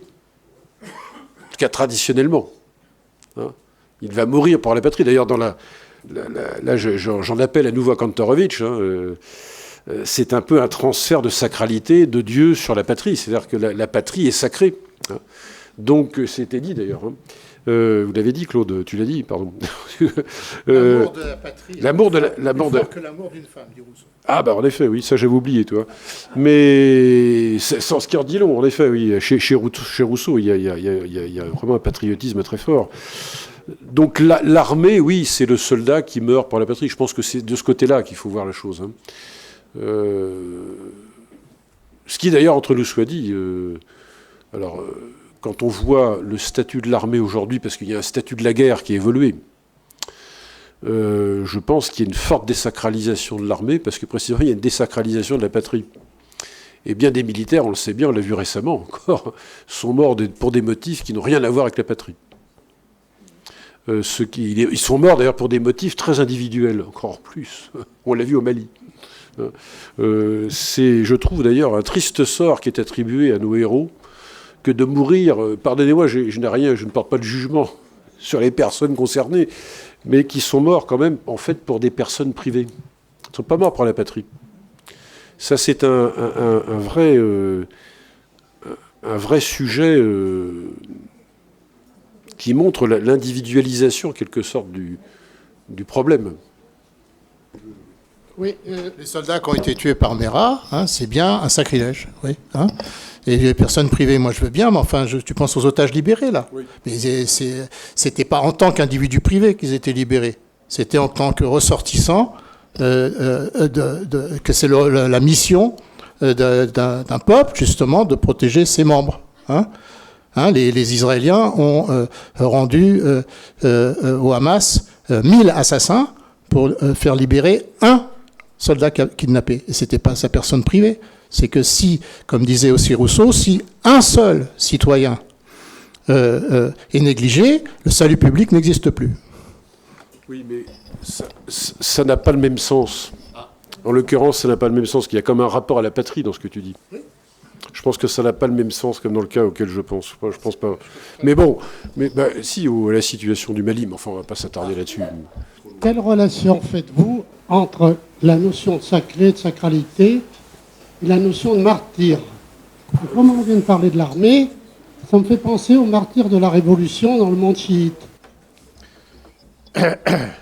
Moi, je veux bien dire un mot, puis après, on passe la parole à Khaled un peu aussi. Hein. Il faut toujours se rappeler, comme de même, faut quand même si le sens étymologique et le sens perdu et tout ça, hein, il faut toujours revenir à l'origine. Hein. Et donc, toujours se rappeler que l'origine du mot martyr, à ma connaissance, un martyr, hein, c'est, témoin, mais au sens strict, c'était un juif tué par les Grecs, hein, pendant la guerre des Maccabées. Hein, c'est dans le livre des Maccabées. Voilà, c'est ça un martyr. Hein, c'est-à-dire, et tué en tant qu'il défendait les valeurs bibliques par l'oppression syro-hellénique, hein, voilà, des royaumes hellénistiques. Voilà, c'est ça l'oppression d'Antiochus IV, hein, qui a donné la fête de Hanouka, hein, en Floride maintenant en fait en même temps que Noël, hein, Chris Nouka, ils appellent ça. Hein, voilà, hein, donc hein, c'est la lumière contre l'ombre. Donc c'est ça fondamentalement un martyr. Un martyr, c'est quelqu'un qui se bat pour la liberté, hein, au sens étroit, c'est Shlomo Pinès disait que la lutte des Maccabées contre les Syriens hellénisés était, selon lui, l'origine de la notion de libération nationale, hein, au sens universel. Que toute libération nationale se réfère implicitement à cette première révolte d'un peuple, qui se fonde sur la Bible contre une oppression tyrannique impériale. Voilà, ça c'est l'étymologie, hein, parce que le texte que nous avons des Maccabées, il est en grec. Hein, voilà, hein, on a perdu le texte hébreu. Alors, s'il faut dire un mot sur cette affaire, est-ce que le martyr est sacré ou sacralisé? Revenons aussi à l'étymologie. L'étymologie arabe ou l'étymologie grecque se retrouve. Le martyr est le témoin. rien d'autre. Et aussi étonnant que ça puisse l'être, la notion du martyr, avec eux, cette fois-ci, le martyr, pas la personne martyr, mais le martyr même, n'avait pas occupé une place prépondérante. Et pour cause, c'est cet aphorisme bien connu du prophète, l'encre du savant est meilleure auprès de Dieu que le sang du martyr. Donc qu'est-ce que ça sous-entend ? Ça sous-entend, je reviendrai sur les attentats suicides qu'on baptise comme opération martyr, ça sous-entend que longtemps, et surtout du temps de l'apogée de la civilisation islamique, de ce que j'appelle par moments l'humanisme arabe, l'humanisme d'expression arabe en contexte islamique, totalement oblitéré, effacé des mémoires, occulté, insoupçonné même de nos jours. La situation de martyr, c'est une situation qu'il faut savoir conjurer. Il ne faut pas la chercher. Mais si elle se présente, il ne faut pas non plus être couard, il faut résister. Défendre sa famille, défendre ses enfants, défendre sa patrie, défendre sa dignité, défendre ses biens. Quand cette situation-là se présente, on essaye de l'éviter, on essaye de la conjurer, on essaye de faire en sorte que, trouve d'autres moyens, mais s'il n'y a pas, il faut résister et ne pas désespérer de la miséricorde divine. Parce qu'on peut entrer dans d'autres considérations qui sont, on est dans une situation d'épreuve. Les humains sont ce qu'ils sont. Parmi les certitudes de la vie humaine, pour l'instant, je mets de côté les histoires du transhumanisme qui nous dit qu'on va finir par vaincre la mort. Ce qui est certain, c'est la mort. Ce sont les arias de la vie. La vie elle-même est une difficulté. Et puis, malheureusement, la vilainie des hommes. Ce ne sont pas tous des gens bienveillants. Et donc, ce sont des situations qui arrivent. Ou on l'évite, et tant mieux, ou on est confronté, il faut y aller. Alors, depuis 1995-96, donc on a une vingtaine d'années, enfin au milieu des années 90, il y avait cette idée qu'il vaut mieux mourir que de vivre dans l'oppression, dans la spoliation, dans l'humiliation. Et comme l'ennemi a les arsenaux nucléaires et même au niveau conventionnel a des armées beaucoup plus importantes, donc notre vie ici-bas n'a pas de valeur puisqu'il nous est assuré qu'il y a un au-delà meilleur et durable, et dans cet au-delà meilleur et durable, la vie vaudra d'être vécue dans la dignité, dans le respect, etc. Donc cette construction théologico-militaro-politique a pris sur les esprits fragiles. Et ce qui est étonnant, c'est que ceux qui la théorisent ne sont pas les premiers à y aller. Bon. Donc c'est pour ça qu'ils sont, comme je le dis toujours, responsables, comptables, coupables, d'abord devant les hommes, et puis s'il y a un tribunal céleste, ils vont y comparaître aussi, d'avoir créé ce précédent dans les contextes islamiques, alors que ce n'était que chez les kamikazes et chez les tigres tamouls. Donc, si vous faites crédit que ce que je vous dis est vrai, il n'y a pas une sacralité du martyr telle qu'on la présente comme ça dans les contextes islamiques, dans la version standard. À l'écoute, on a l'impression que vous vous plaignez tous les trois, et sans doute à juste titre, de la mauvaise qualité du sacré contemporain. Est-ce que ça ne vient pas du fait qu'une sainteté ou une sacralité implique une densité autre que ce qui est ordinaire? Et donc, il y a des lieux, des gens, des moments qui sont très denses, et le reste du temps ou le reste des lieux ne le sont pas. Et ça induit, dans nos sociétés qui sont extrêmement démocratiques, de la dissymétrie. Et la dissymétrie, c'est quelque chose qu'on ne veut pas. Et donc, à partir du moment où on n'accepte pas l'idée de dissymétrie, vous parliez de hiérarchie. Je crois que le problème n'était pas un problème de hiérarchie, mais de dissymétrie, des fonctions différentes.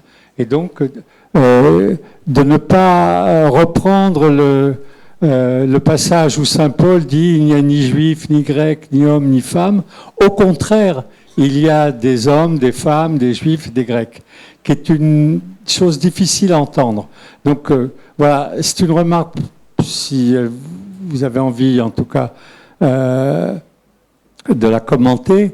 On n'a pas de sacré de qualité parce qu'on ne veut pas de densité autre que la densité ordinaire, et que parce qu'on sait que cette densité hors de l'ordinaire va nous amener à la dissymétrie. Alors, puisque je me suis permis de prendre le micro, mais je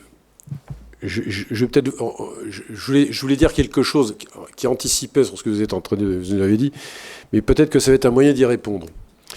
Bon, c'est important ce que vous dites.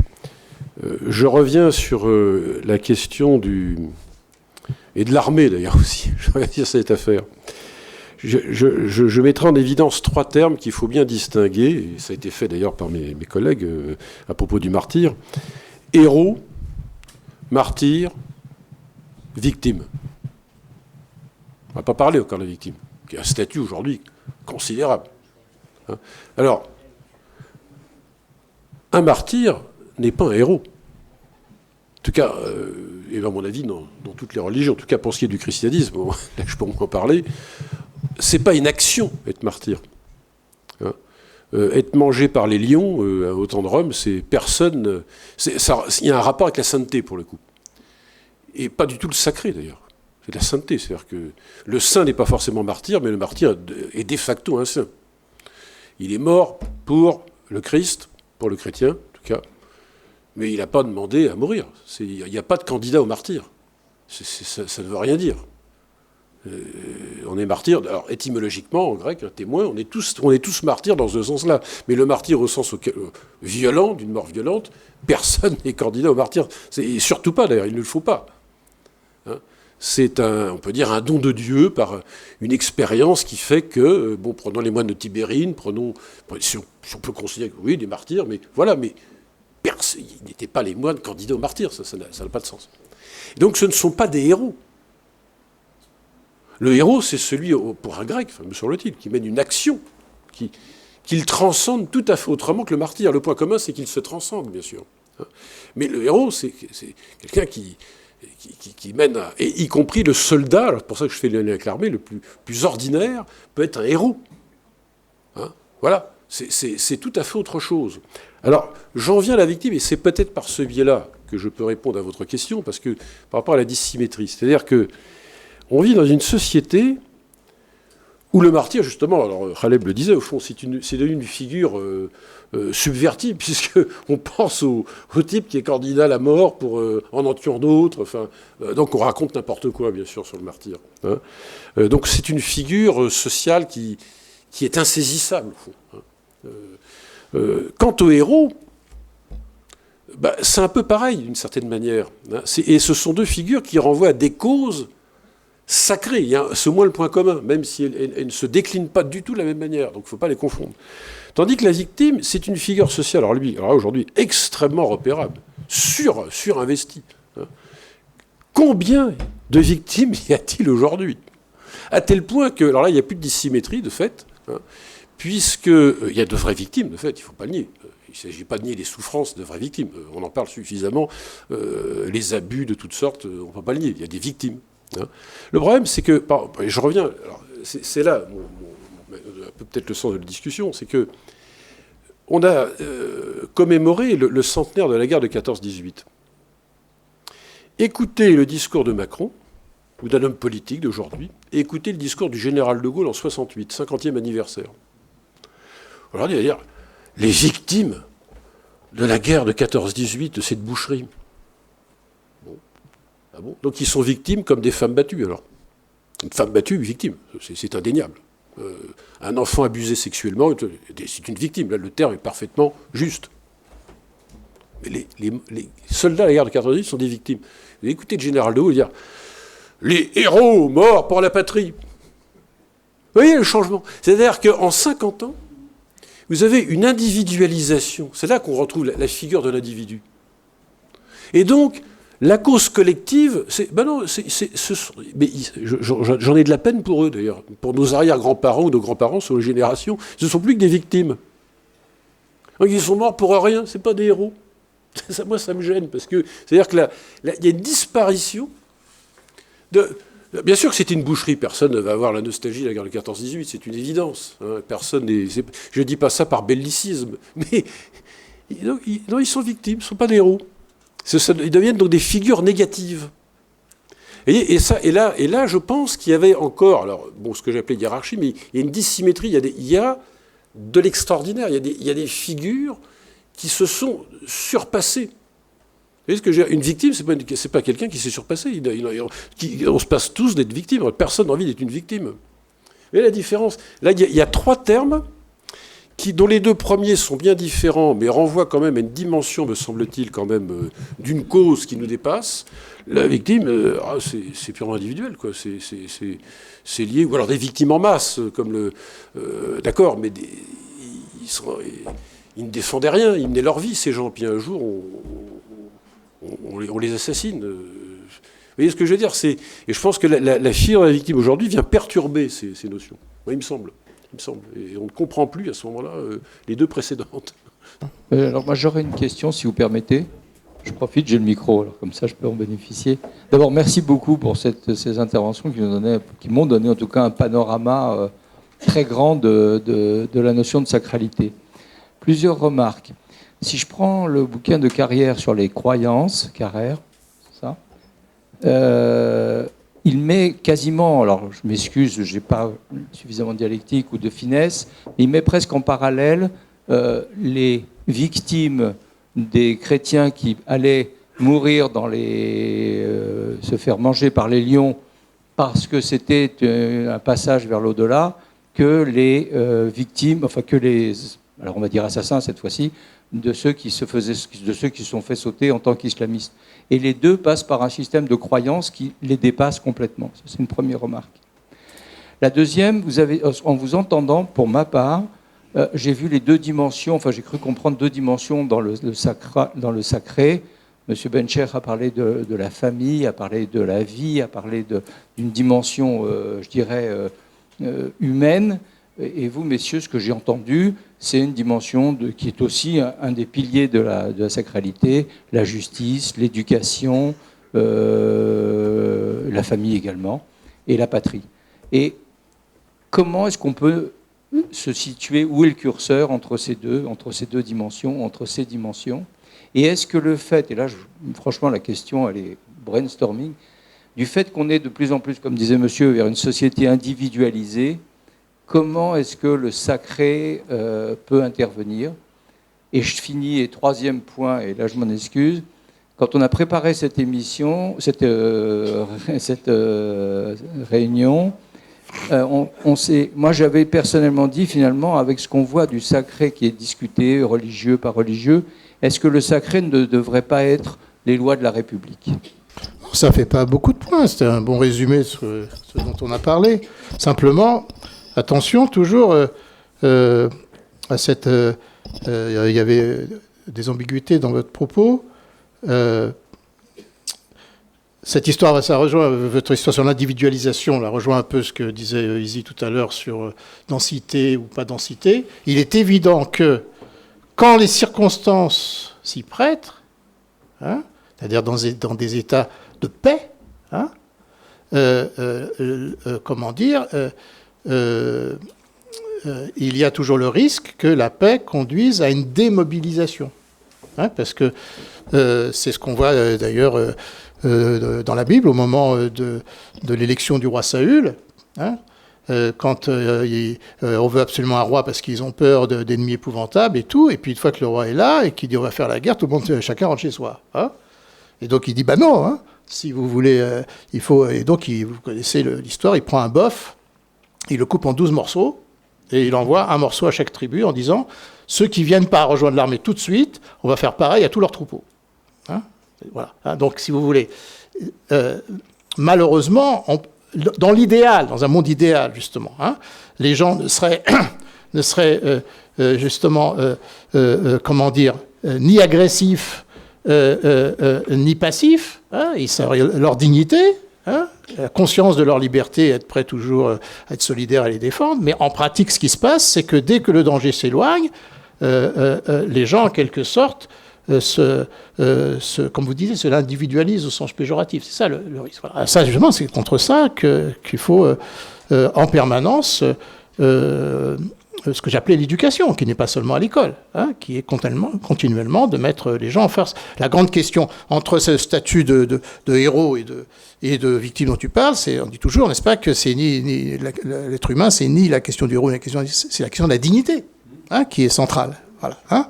Bon, ça c'est une chose. Hein. Donc il faut arriver à donner à chacun la conscience de sa dignité, hein, de manière à ce qu'il soit ni hostile ou agressif à l'égard des autres, ni en même temps, démobilisé, indifférent, à ceux qui ne sont pas assez proches. Voilà, hein, ça c'est la grande difficulté. Hein, voilà. Et l'autre point, quand même, il faut y revenir, puisque Khaled l'a évoqué, j'en parle, c'est qu'il faut rappeler que les attentats suicides, hein, des islamistes, hein, ne peuvent pas être comparés justement ni à des héros ni à des martyrs. Hein, mais c'est exactement comme dans 1984, c'est une inversion des mots, hein, puisque le but des attentats suicides, c'est supprimer la liberté. Hein. Le Hamas est une organisation totalitaire. Donc ceux qui luttent, ils luttent contre la démocratie, que ce soit en Israël, en France, partout. Hein. Ils ont d'ailleurs, c'est dans la charte du Hamas, hein, il s'agit de détruire la révolution française. Hein, la question d'Israël est secondaire pour le Hamas. Hein, voilà. Donc il faut toujours rappeler qu'il est facile d'inverser le sens des mots. Hein, vous connaissez le slogan d'Orwell dans 1984 qui disait, le slogan c'est « La guerre, c'est la paix hein ». Voilà. Et donc l'esclavage, c'est la liberté. Voilà. Hein. Donc il ne faut pas se laisser prendre par les mots, mais il faut conserver. Alors c'est vrai ce qu'on a dit sur les martyrs, qu'un martyr ne désire pas le martyr, il n'a pas le droit, ça serait de l'orgueil. Hein, je disais, voilà. Bon, hein, et, donc le martyr n'est pas simplement une victime parce que il meurt pour une cause, hein, et non pas en quelque sorte de manière collatérale. Voilà, il meurt à cause de ce qu'il est, ce qu'il représente. Hein, on peut dire, voilà. Hein, mais c'est pas non plus un héros parce que il n'est pas forcément dans une situation conflictuelle. Oui, hein, voilà. Mais c'est une question très compliquée, on ne peut pas résoudre en 5 minutes. Mais en tout cas, j'insiste, hein, il ne faut pas confondre, effectivement, ça c'est le discours, ça a été le discours même d'Arafat, il ne faut pas confondre, qui parlait même des martyrs femmes, hein, des femmes qu'on envoyait à la mort, malgré elles, ou des enfants. Hein. Il ne faut pas confondre l'emploi des mots, hein, c'est toujours difficile, l'analyse politique qui permet de déconstruire la propagande. Voilà. Et surtout quand il s'agit de sujets sensibles. Hein. Quant au passage de la sacralité de la vie, oui, hein, ça met d'accord les non-croyants et les croyants, disait Henri. Hein, moi, je veux bien, hein, j'ai jamais compris la différence. Hein, mais bon. Attention, la vie, elle est, il ne faut pas l'absolutiser. Hein, c'est la dignité humaine. Hein, la dignité humaine a priorité sur la vie. Hein, c'est pas, le droit à la vie, il n'est pas le premier des droits. Hein, c'est d'abord la dignité humaine, et si la dignité humaine implique la mort, alors le droit à la vie doit se souvenir. Le choix de la vie suppose, hein, dans la Bible, le choix de la vie suppose la responsabilité et la dignité. Hein, voilà. Hein, en cas de guerre, voilà, hein, il faut être prêt à donner la mort. Hein, en cas d'avortement, hein, voilà, hein, la liberté implique le recours à la mort, et la mort, dans ce cas-là, n'est pas le meurtre. Hein, tuer n'est pas commettre un meurtre, et donc attention à ne pas tomber dans l'idolâtrie du droit à la vie. Hein, qui serait en quelque sorte destructeur, parce que si c'est vraiment le droit à la vie, comme disait, c'est Gandhi qui avait dit ça, hein, si vous vous rappelez, hein, moi j'ai découvert ça assez récemment, je ne savais pas, hein, il avait écrit en disant qu'il faut que les Juifs se soumettent aux Allemands, hein, voyez, et les Anglais aussi d'ailleurs, et tout le monde, et plus, si vraiment ils se soumettent à plat ventre, les Allemands finiront par avoir pitié. Ben non, c'est pas comme ça, hein, voilà, hein, et donc le droit à la vie n'est pas inconditionnel. D'ailleurs, Khaled l'a rappelé, hein, c'est ce qu'on appelle la légitime défense, hein, qui fait qu'on ne peut pas. Par contre, on peut dire effectivement que, hein, il y a 2 mots en hébreu, hein, ce n'est pas tu ne tueras pas, c'est tu ne commettras pas de meurtre en hébreu. Hein. Le meurtre délibéré pour prendre la place de quelqu'un, c'est ça le sacrilège. Alors, oui, j'ai une question, j'espère qu'elle ne va pas paraître idiote. Le sacré religieux, le sacré républicain, le sacré des morts, des enfants, de la vie, et ainsi, je voulais savoir, est-ce qu'il existe une hiérarchie finalement dans le sacré? Est-ce qu'il y a un sacré plus sacré qu'un autre? imaginons une situation. Nous sommes dans un État laïque, les sociétés dites sécularisées, finalement forment une association politique autofondatrice de sa propre légitimité. Elle n'invoque plus un principe sacré qui la consacre. A priori, pour l'instant, l'association politique, on s'est mis d'accord pour vivre ensemble, pour vivre. Alors, qu'est-ce qui va faire que ce groupe humain, cette société puisse tenir? Imaginons un instant qu'on ait 365 petits groupes au sein de cette association politique. Et chacun trouve un jour différent pour dire que c'est mon jour férié, que c'est ma fête à moi. Et que je l'impose même à autrui pour que les autres ne travaillent pas. Qu'est-ce qu'on fait? Ça devient une difficulté. J'ai délibérément caricaturé le propos, et le propre de la caricature, c'est de grossir le trait. Donc il reste quelque chose qui vient transcender l'ensemble, qu'on appelle la loi. Il revient à ma mémoire cette affaire dans les guerres médiques. Xerxès Ier a dépêché un espion, parce qu'il ne comprenait pas pourquoi on lui résistait comme ça. Il était fort, il avait une grande armée, etc. Et puis les gens de Sparte pouvaient lui résister. Et donc au bout d'un moment, l'espion est revenu et il lui a dit quelque chose comme « Maître du monde, au roi des rois, est-ce que je peux parler ?» Je lui ai dit « Bien sûr, si je t'ai envoyé, c'est pour que tu me ramènes des informations, donc tu peux parler. Est-ce que je peux parler en toute sécurité? Tu m'autorises à dire la vérité ?» Il lui dit « J'ai trouvé là-bas des gens qui respectent, qui aiment, qui sacralisent, je ne suis pas sûr qu'il ait dit le mot, quelque chose que beaucoup plus que tes propres sujets le font vis-à-vis de ta propre personne alors que tu es roi des rois. » Tu dis, c'est quoi ça?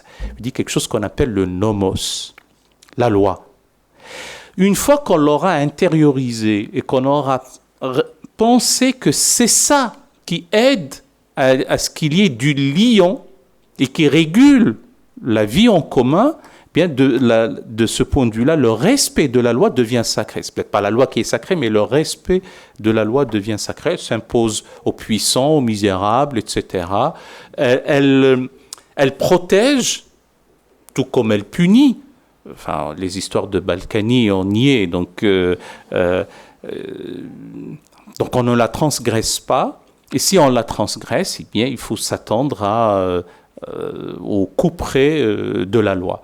Donc, sincèrement, je pense que dans une société telle que la nôtre, si on commence à hiérarchiser les sacrés, on va vers des difficultés pour qu'on puisse se mettre d'accord sur qu'est-ce qui est tout à l'heure j'ai dit non négociable, pas pour idolâtrer la vie en tant que telle, mais on ne va pas comme ça verser facilement dans les génocides, sous prétexte de je ne sais trop quelle idéologie, séculière ou religieuse. Là aussi peut y avoir une hiérarchisation aussi des engagements. Est-ce que c'est l'écologie ou est-ce que c'est l'économie? Est-ce qu'on respecte l'environnement ou est-ce que c'est l'emploi et le bien-être des familles? Donc ce sont des difficultés d'ordre axiologique, donc relevant des valeurs, de la hiérarchisation des valeurs, d'ordre éthique véritablement, mais je demeure convaincu que la cohabitation des sacrés ne peut advenir que dans un cadre de laïcité, la laïcité comme un acquis de la modernité, mais dont l'armature est en perpétuel échafaudage. Je voudrais simplement remarquer que cette question a été posée par une femme, qui est la première femme qui a intervenu. Et s'il fallait faire une hiérarchie aujourd'hui, je crois qu'effectivement, on ne peut pas mettre tout sur le même plan, parce qu'il y a des sacrés qui déterminent les autres. Et comme dans mon exposé, je vais terminer par la question des enfants, je pense que, et de la famille, et du rapport entre les hommes et les femmes, je pense qu'aujourd'hui, fondamentalement, le sacré, c'est la liberté des femmes.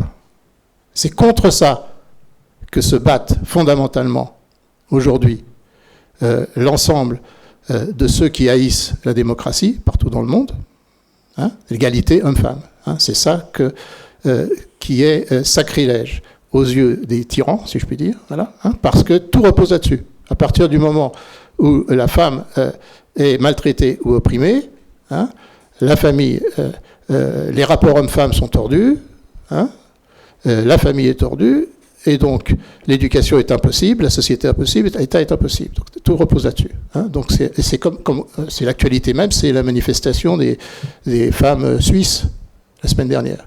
Voilà, hein, c'est là-dessus que repose l'avenir. Je m'adresse à M. Birman. Je ne peux pas laisser passer ce que je viens d'entendre depuis 5 minutes, dans la mesure où, dans une réunion de Cordoba, qui est en général une réunion d'échanges courtois d'opinions différentes, je viens d'entendre une série d'assertions dont je ne sais pas sur quoi elles se fondent, qui nous disent que telle chose est prioritaire par rapport à telle autre, que tuer, dans certains cas, c'est prioritaire, ou du moins que la dignité de la vie est prioritaire par rapport au respect de la vie. Je ne comprends pas, monsieur, que vous puissiez, ici, à Cordoba, tenir des propos pareils. Voilà. Ah bah enfin, un peu de on ne peut pas être toujours tous d'accord sur tout. Hein, eh ben, il faudrait vous expliquer. Hein, voilà. Peut-être qu'on s'expliquera autour du pot de l'amitié. Et à moins que vous souhaitiez répondre maintenant, et en tout cas l'amitié pourra permettre de répondre. Merci beaucoup, merci pour cette dernière réunion de l'année, et rendez-vous à la rentrée. Voilà.